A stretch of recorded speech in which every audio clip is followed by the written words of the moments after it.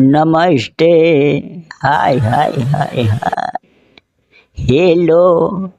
घर में केहू बाजी अपन चाहे बिरान।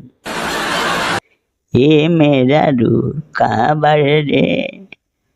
ठार बटार दुआरी पर आके सौरी मछली लेके खड़ा बा। अरे कब से खड़ा बानी कबो ना सुनता। हाय हाय हाय। कब से दुआरी पर खड़ा बानी मेहरा के तो छोड़ बेटवो ना सुनता। झेलात बुझाता या मुँह दुखा जाई। आय हाय हाय हाय। ऐसा ही ट्रेन से बूढ़ा मेरा धक्का मार के जगह हमर जाम गोद ले बा। आय हाय हाय। बाबूजी बाहरा से आ गेला प्रणाम करतानी। ठीक कैला समकेरी आ गेला त हमर दुख तू सुनता नु तो तोहर आंसू गिरते गिरते हम आंसू पोछे लगती। खुश रह बेटा। खा के टांग पर टांग चढ़ा के सुत रहनु।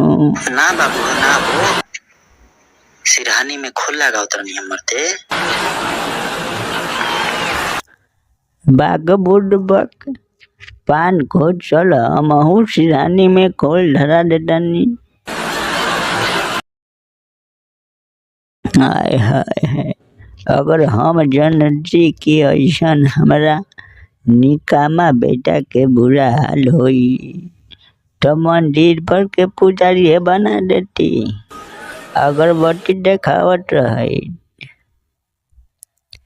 ठीक बा। तारो केल बड़ा बहरा तब से मेहरा रायल बिया हमरे के दासा दे दिया। वो जान तारा का करतिया सिरहाने अगोदरा में खोल लगवाती है खाली। तब से हमार बुरा हाल बा। बाबू हमारा नौकरी के छोड़ा मर दे तू। एगो गीत सुना तनी सुना। अब मजा ला मर दे इ तो आवते रहे जाते रहे। ठीक बा बेटा एगो गीत सुना छोड़। किया रे जाए पिया जवानी तू ही जराए गइला ना हो जराए गइला ना। एगो नचने कारण धनिया के हेराई रे गइला ना। एगो नचने कारण धनिया के हेराई रे गइला ना।